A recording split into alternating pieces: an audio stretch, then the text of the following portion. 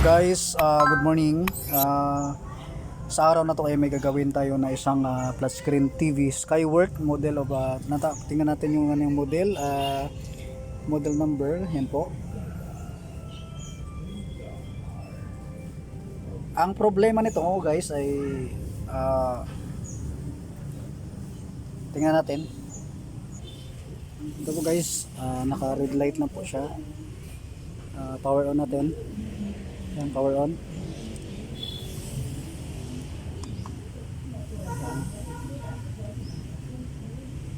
So, tingnan natin ang screen guys. Yan. Pero naka-power na yan. So tingnan natin guys, anong sira nito guys. So ito na guys. Check natin ang problema. So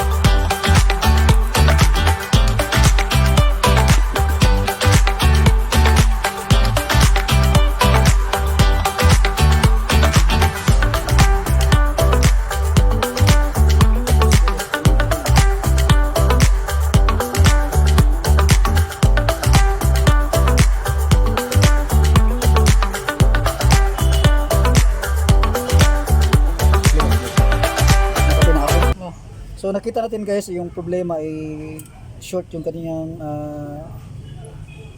backlight driver. So problema na to guys, confirm na natin na okay lang yung backlight nito. So ganitong instansya guys, kung gagawin natin to na i-repair natin yung kanyang IC, papalitan natin, maghanap tayo, mahirap hanapan to. So convert na lang tayo guys. Mayroon naman tayo dito na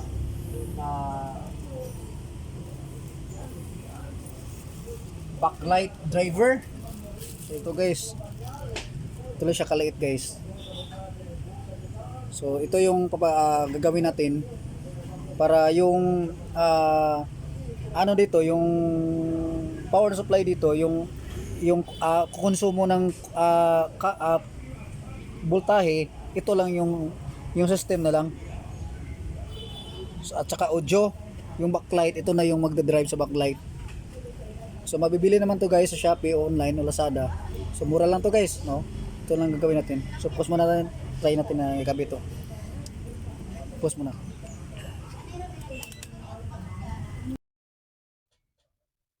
Hello guys, good morning.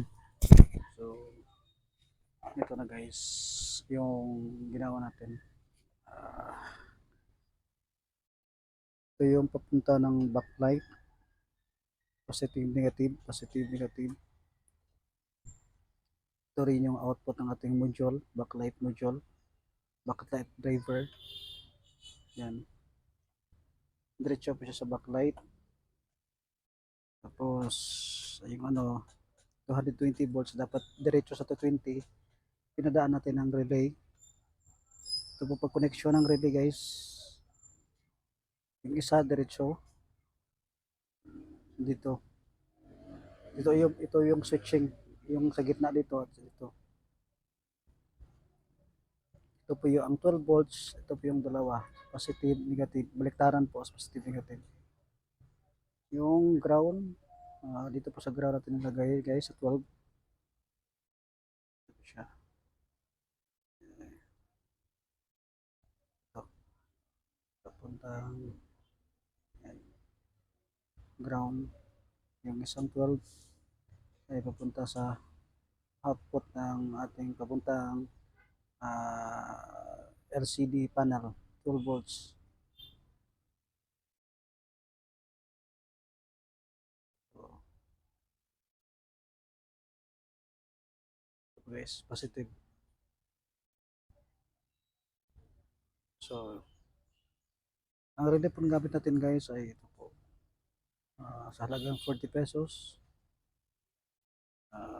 Ito yung data sheet. Ito na yung data. Yan, lapitan natin.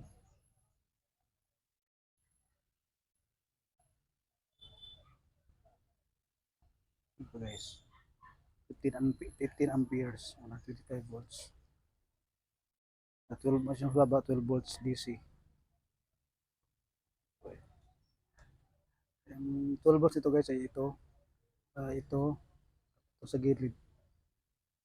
Baliktaran po sa 12 yan, positive negative. Kahit mabaliktaran okay lang. Yung sa gitna, ito po yung switching. Mag-switch po itong dalawa.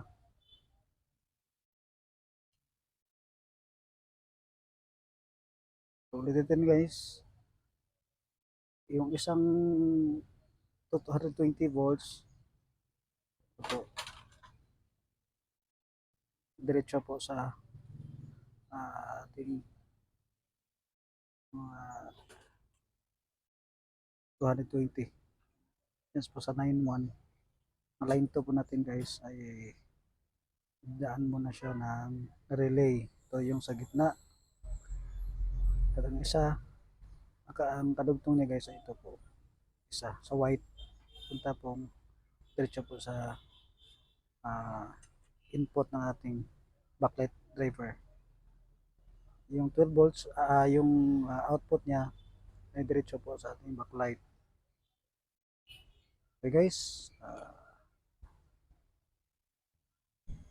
ito na guys, testing na tayo. Ito naka red light na siya guys. Yan guys. So power on natin. Nag green light na siya. Yan si Skyward guys.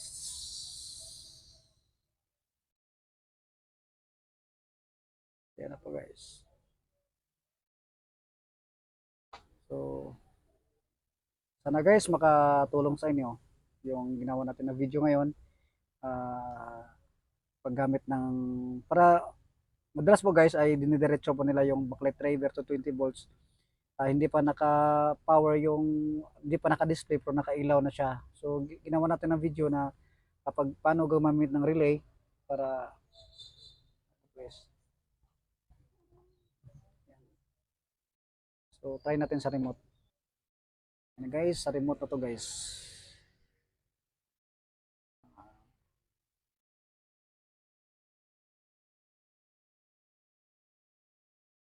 So sun source dito.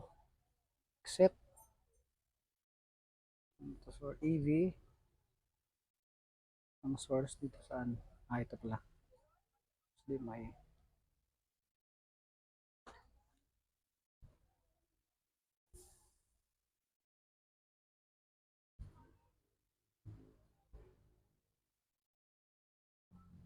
ito na guys. So, volume. Saan ang volume? Volume. So, dito siguro. Volume plus volume. Ito rin ito pala. Naka 100 na siya. Minus.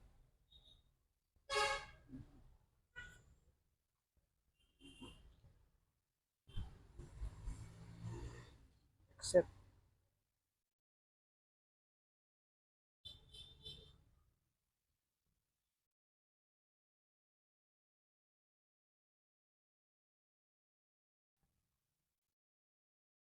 Sana guys makatulong sa inyo guys sa ating ginawang video.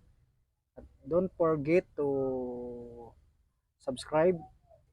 Paki-hit na lang ng notification bell para updated kayo sa aking ginagawang video. So ito na guys, hindi lang tayo sa pagre-repair. Gagawin tayo mamaya ng refrigerator, freezer. Yan guys, gagawin pa natin yan.